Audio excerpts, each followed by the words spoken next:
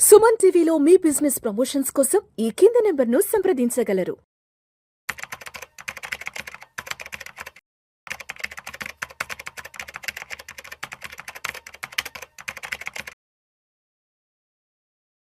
నమస్తే, welcome to Suman TV. నేను విష్ణు. ప్రస్తుతం నాతో పాటు AMFI registered mutual fund distributor Bonigala Salman గారు ఉన్నారు. సార్తో మాట్లాడదాం. సాల్మన్ గారు నమస్తే సార్.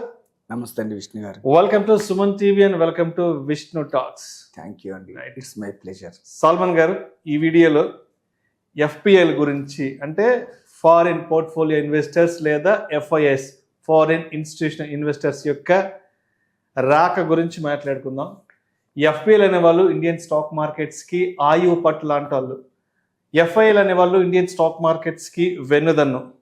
సో ఇటువంటి ఎఫ్పిఎల్ అనేవాళ్ళు గత 2 సంవత్సరాల నుంచి ఇండియన్ మార్కెట్స్ నుంచి దూరంగా వెళ్ళిపోయి బయట కంట్రీస్ మార్కెట్స్లో ఇన్వెస్ట్ చేస్తున్నారు. బట్ ఎందుకో తెలియదు కానీ గత జూలై మాసం నుంచి ఈ ఎఫ్పిఎల్ అనే వాళ్ళు ఒక్కసారిగా ఇండియన్ మార్కెట్స్లోకి పెద్ద ఎత్తున అమౌంట్ని పంప్ చేస్తున్నారు. ఒక జూలై మాసంలోనే దాదాపు 20,200 కోట్ల రూపాయలు ఇండియన్ స్టాక్ మార్కెట్స్లోకి పంప్ చేశారు. అదేవిధంగా equity, debt, hybrid mutual funds, alternative investments funds ద్వారా 40,031 కోట్ల రూపాయలు ఇండియన్ ఫైనాన్షియల్ మార్కెట్స్లోకి ఎఫ్పిఐలు పంప్ చేయడం జరిగింది. ఎందుకంటారు? ఒక్కసారిగా ఎఫ్పిఎల్ అనే వాళ్ళు ఇండియన్ మార్కెట్స్లోకి ఒక టర్న్ తీసుకున్నారు. బయట దేశాల్లో ఏం జరిగింది, ఎందుకు బయట దేశాల నుంచి ఎగ్జిట్ అయ్యి ఇండియన్ స్టాక్ మార్కెట్స్లోకి ఒక రీఎంట్రీ అయితే తీసుకుంటున్నారు? విష్ణు గారు మంచి టాపిక్ రేజ్ చేశారండి. చూడండి, ఎఫ్ఐఏలు or FPL, foreign portfolio investors or foreign institutional investors అంటే ఎవరంటే విదేశీ పెన్షన్ ఫండ్స్ కావచ్చు, విదేశీ ఇన్సూరెన్స్ కంపెనీస్ కావచ్చు, విదేశీ హెడ్జ్ ఫండ్స్ కావచ్చు, వీటినన్నిటిని ఏమంటారంటే బ్యాంక్స్, విదేశీ బ్యాంక్స్, వీళ్ళు ఫారిన్ ఇన్స్టిట్యూషనల్ ఇన్వెస్టర్స్ అంటారు. అయితే సరళీకరణలో భాగంగా మన యొక్క మన్మోహన్ సింగ్ గారు, పివి నరసింహారావు గారు అప్పుడు ఎఫ్ఐఐని ఆకర్షించడం మన దేశ స్టాక్ మార్కెట్స్లో ఉద్యమం లాగా స్టార్ట్ అయింది. దీనివల్ల మన డాలర్స్ ఫ్లో అయింది, మన స్టాక్ మార్కెట్ నిలబడింది.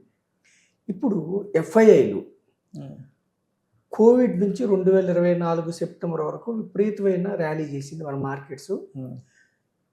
ప్రాఫిట్స్ బుక్ చేసుకోవాలన్న ఉద్దేశంతో ఎఫ్ఐఎల్ మెయిన్ మోటో ఏమిటంటే కంపెనీ యొక్క మేనేజ్మెంట్, కంపెనీ లాభాల కంటే కూడా స్టాక్ మార్కెట్లో ఇన్వెస్ట్ చేసామా, లాభాలు వచ్చాయా, తీసుకున్నామా, వెళ్ళిపోయామా, అది వాళ్ళ మెయిన్ మోటో.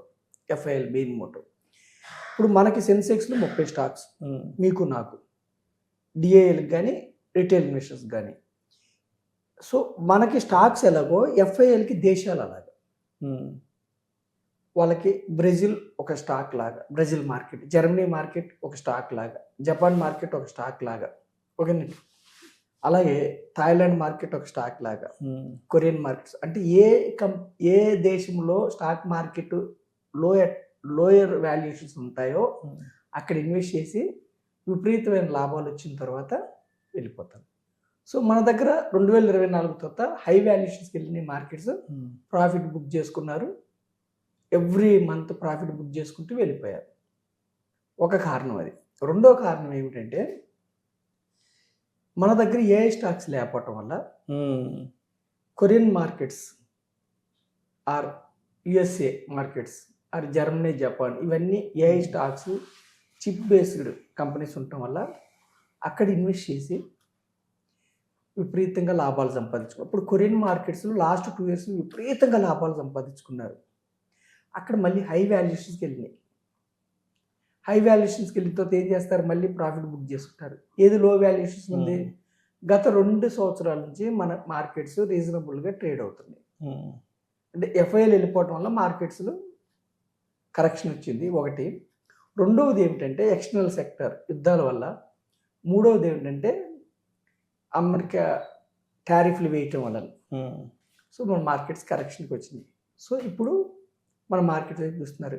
మన మార్కెట్ వైపు ఈక్విటీ వైపు కంటే ముందు డెట్లో మన దేశ రిజర్వ్ బ్యాంక్ ఆఫ్ ఇండియా కావచ్చు, మన సెంట్రల్ గవర్నమెంట్ ఏం చేసిందంటే విష్ణు గారు, ఎప్పుడైతే యుద్ధం స్టార్ట్ అయిందో క్రూడ్ ఆయిల్ పెరగటం వల్ల మన యొక్క ఫారెక్స్ రిజర్వ్స్ సుమారుగా $730 బిలియన్ ఉన్న ఫారెక్స్ రిజర్వ్స్ క్రూడ్ కొనడం కోసం, క్రూడ్ ఆయిల్ ఒక సందర్భంలో $150 పర్ బ్యారెల్ కూడా వెళ్ళింది. క్రూడ్ పెరగటం వలన కరెంట్ అకౌంట్ నుంచి ఎక్కువ డాలర్స్ వెళ్ళిపోవటం వలన కరెంట్ అకౌంట్ డెఫిసిట్ అవ్వటం వల్ల మన రూపీ విలువ పడిపోయింది. ఎప్పుడైతే రూపీ విలువ పడిపోతుందో ఎఫ్ఐఎల్కి నెట్ రిటర్న్ తగ్గుతుంది. సో అది కూడా ఒక కారణం బయటికి వెళ్ళటానికి. ఓకేనండి. దీనికి మనం ఏం చేసాము, మన దేశం చర్యలు ఏం తీసుకుంది, ఇంపోర్ట్ క్రూడ్ తగ్గించడం కోసం ఎలక్ట్రిక్ వెహికల్స్ ప్రోత్సహించడం, వాళ్ళకి ఇన్సెంటివ్స్ ఇవ్వటం అట్లాంటివి చేసాం. మన ప్రధానమంత్రి గారు కొన్ని సూచనలు చేయటం కూడా చేశారు. తర్వాత మన డాలర్స్ బయటికి వెళ్ళకుండా ఉండడం కోసం గోల్డ్ మీద 5%, 6% ఉన్న సెస్ని 15% చేసి గోల్డ్ ఇంపోర్ట్స్ తగ్గించాం. అయినా మన యొక్క $730 బిలియన్ ఉన్న మన ఫారెక్స్ రిజర్వ్స్ ఈ రోజుకి $686 బిలియన్ ఉంది. అయితే మన యొక్క ఫారెక్స్ రిజర్వ్స్ అంటే ఏమిటంటే, ఇప్పుడు మీకైనా నాకైనా బ్యాంక్ ఎఫ్డీలో ₹1,00,00,000 ఉందనుకోండి, ధైర్యం ఉంటుందా ఉండదా? అలాగే దేశాలకి ఫారెక్స్ రిజర్వ్స్ ఉండాలి.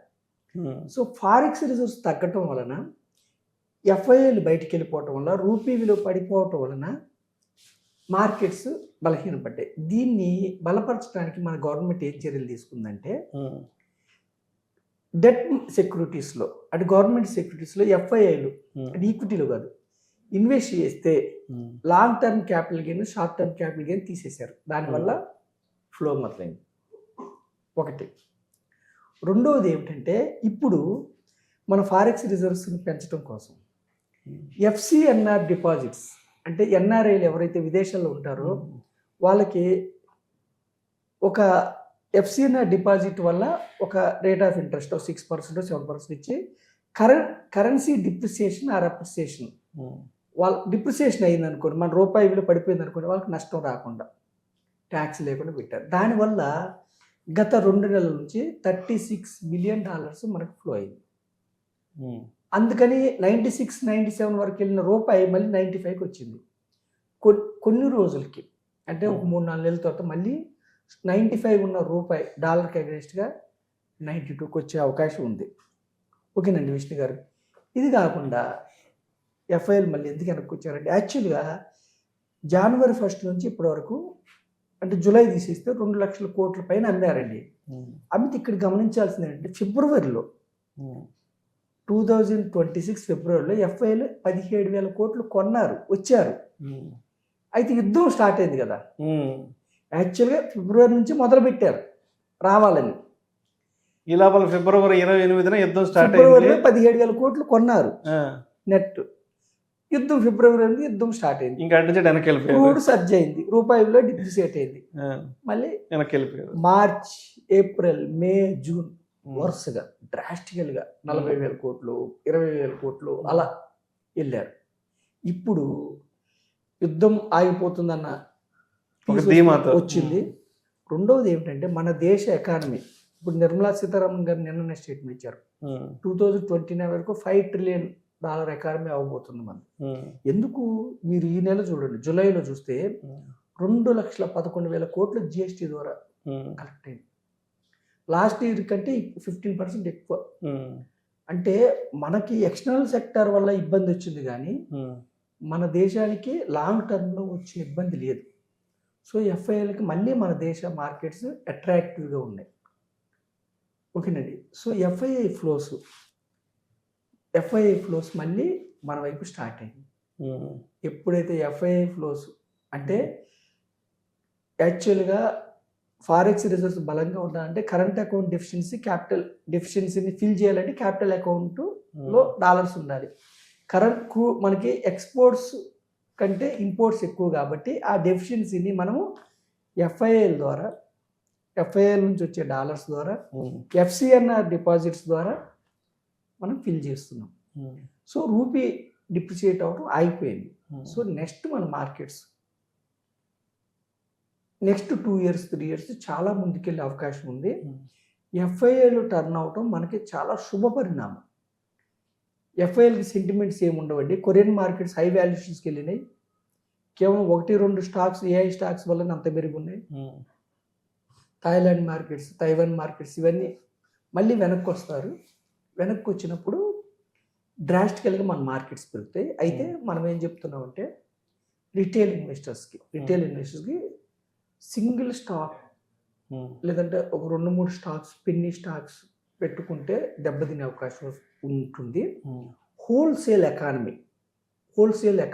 ఎకానమీలో మీకు బ్యాంక్స్ ఉంటాయి, గవర్నమెంట్ క్యాపెక్స్ కంపెనీస్ ఉంటాయి, పవర్ కంపెనీస్ కావచ్చు, మ్యానుఫ్యాక్చరింగ్ కావచ్చు, డిఫెన్స్ కంపెనీస్ కావచ్చు, wholesale pharma, wholesale infra companies, ఇలా హోల్సేల్ హాస్పిటల్స్, ఏవియేషన్, అట్లా మీరు ఎకానమీ హోల్సేల్గా ఇండివిజువల్ స్టాక్స్ కాకుండా ఎకానమీ గంపగుత్తుగా మీరు ఇన్వెస్ట్ చేసుకుంటే ఎఫ్ఐఐలు రాక సందర్భంగా వచ్చిన ర్యాలీని మీరు ముందుకు తీసుకెళ్లే అవకాశం ఉంటుంది. సో మనం ఏం చెప్తున్నామంటే index funds, ETFs, diversified equity mutual funds ఇలా మీరు ప్లాన్ చేసుకోండి. ఇండివిజువల్ స్టాక్స్కి ఏమిటంటే దెబ్బపడే అవకాశం ఉంటుంది ఒక్కొక్కసారి, హై నాలెడ్జ్ ఉంటే తప్ప మీరు ఒక్కోసారి ఇబ్బంది అవుతుంది.